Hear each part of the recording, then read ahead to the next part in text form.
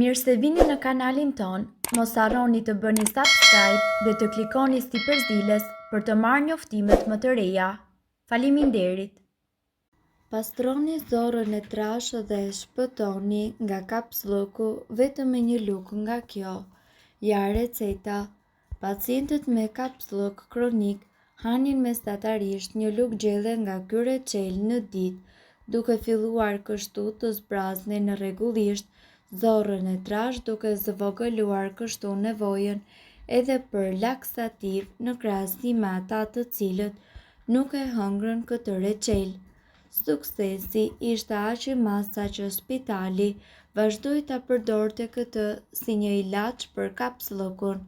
Prandaj ky reçel mori edhe emrin mjekësor reçeli mjekësor. Ky reçel i shquar nga Spitali Kanadez i Veteranëve në Quebec, suksesi ishte aq i madh sa që spitali vazhdoi që ta përdorte atë si një ilaç për kapsllokun, edhe pse kapslloku është një temë tabu për të cilën nuk duam të flasim përpara të tjerëve, madje edhe vetë mjekëve.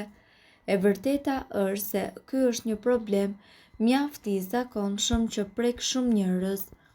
Arsyet e kapsllokut mund të jenë shumë pak ushtrime, stresi, pleqëria, disa vitamina, shumë pak fibra dhe ujë dietik. Por nga ana tjetër kapsloku mund të jetë gjithashtu një efekt ansor i një sëmundje tjetër që ju duhet të jeni në gjendje të lëvizni përsëri zorrët tuaja së pari. Edhe pse kapsloku mund të duket si një ndërhyrje jo mendore, ky nuk është rasti nëse ky problem vazhdon për muaj të tërë. Kapsloku nuk është vetëm një mungesë e plotë e jashtëqitjes, ajo gjithashtu mund të shfaqet edhe në forma të tjera si jashtëqitje e fortë, jashtëqitje të rëndë ose të rrallë, një ndjenjë e zbrazjes jo të plotë të fshiksës dhe gjithashtu një stomak i fryrë. Përbërësit që juve do t'ju duen janë 150 gram hurma, 1 filxhan, 150 gram kumbulla të thata ose thënë ndryshe 1 filxhan dhe 1.5 gotë ujë të zjerë. Për reçel më të trash ju mund të përdorni edhe më pak ujë. Procedura: priteni frutat e thata në copa më të vogla. Vendoseni ato në ujë të vluar dhe gatuajini derisa përzierja të trashet. Sasia e mirë llogaritet që të jetë mjaftueshme. Për 20 racione, pra duhet të keni 20 lugë gjelle për çdo ditë. Nëse ka nevojë, natyrisht ju mund ta përdorni atë.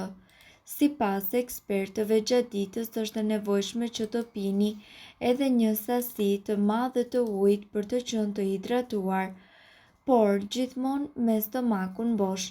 Nuk rekomandohet të pini ujë gjatë ngrënies ose menjëherë pas vaktit. Gjithashtu ky reçel është i përshtatshëm edhe për të gjitha moshat.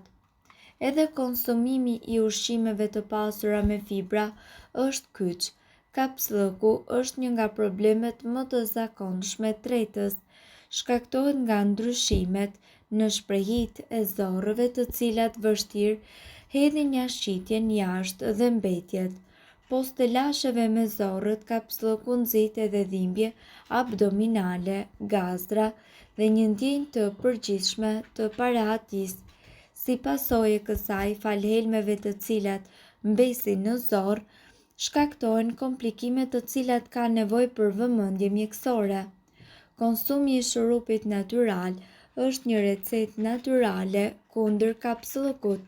Ndihmon në nxitjen e lëvizjes së zorrëve, duke e bërë akoma edhe më të lehtë jashtëqitjen e thatë dhe njëkohësisht të vështirë.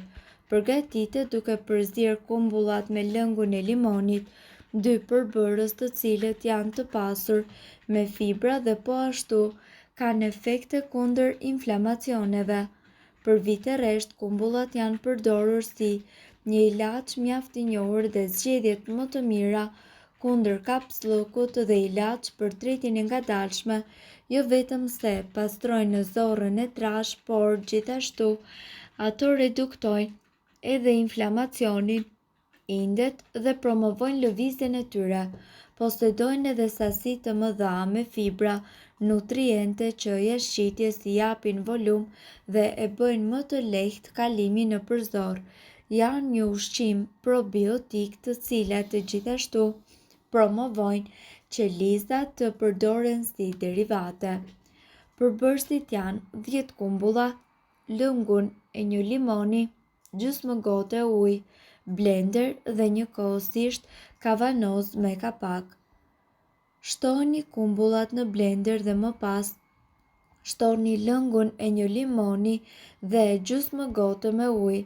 Procedoni përbërësit për plot 2 ose 3 minuta për të siguruar se janë përzirë mirë.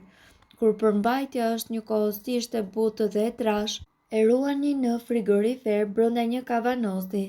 Si ta konsumoni? Nëse rregullisht ju vuani prej kapsllëkut, konsumoni 3 lugë shurup para kafjalli, 3 lugë në drekë dhe 2 lugë pasdite. Nëse gjendja juaj është kronike, konsumoni doza më të larta. Për të parandaluar kapsllëkun, merrni 2 ose 3 lugë në ditë. Për të mbajtur zorrën e trashë të pastër nga toksinat dhe për të lehtësuar problemet e tretjes, nevojitet një detoksifikim i saj që fare lehtë mund të bëhet në shtëpi. Mjafton që ju të pini këtë lëng detoksikues. Përbërësit që juve do t'ju duhen janë gjysmë filxhani çaj me lëng molle, 2 lugë gjelle lëng limoni, 1 lugë çaj xhenxhefil, gjysmë lugë çaj krip dhe gjysmë filxhani çaj me ujë të nxehtë. Hidheni ujin në një enë dhe më pas vendoseni atë në zjarr që të vlojë. Largojeni më pas nga zjarri dhe hidheni në një gotë, shtoni në të kripën dhe përzijeni mirë. Më pas hidhni edhe lëngun e limonit, xhenxhefilin dhe lëngun e mollës dhe përzijeni të gjithë përbërësit mirë.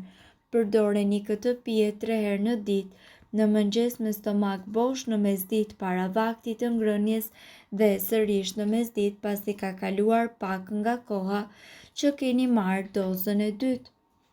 Sipas ekspertëve, ju mund të përgatisni edhe smuthi jeshil me super ushqime.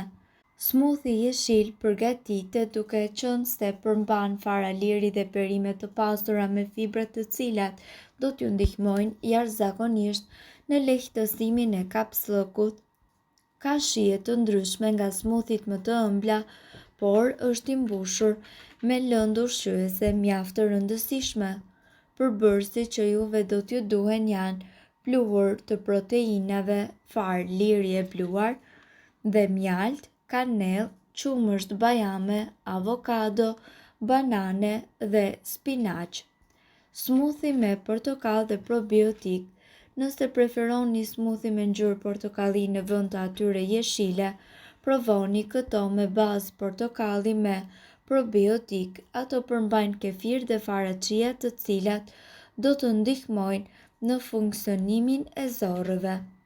Me përbërës si hurma, karrota, mandarina, lëng portokalli dhe xhenxhefil, këta smuthi nuk janë vetëm të mirë për kapsllëkun, por edhe të shijshëm. Përbërësit janë portokalli freskët, karrota, perime të preferuara me vitamin A, hurma të cilat janë të pasura me kalium dhe fibra, fara chia të pasura me omega 3, xhenxhefil dhe kanellë të cilët janë qetësues për tretjen, vaj kokosi i cili ndihmon në thithjen e vitaminave të tretshme në yndyrë dhe kefir i cili është po ashtu aq i pasur me probiotik. Mirë po duhet të dini, informacionet në këtë video kanë për qëllim të plotësojnë dhe të mos zëvendësojnë këshillat e mikut tuaj dhe nuk kanë për qëllim të mbulojnë të gjitha përdorimet e mundshme, masat paraprake, ndërveprimet ose efektet negative. Informacionet në këtë video mund të mos i përshtaten rrethanave tuaja shëndetësore, prandaj para përdorimit konsultohuni me mjekun tuaj.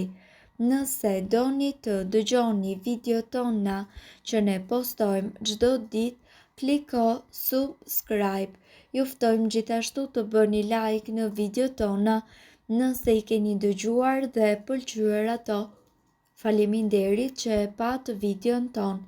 Shpërndajni këtë video në profilin tuaj në mënyrë që të informohen edhe shokët tuaj. Faleminderit.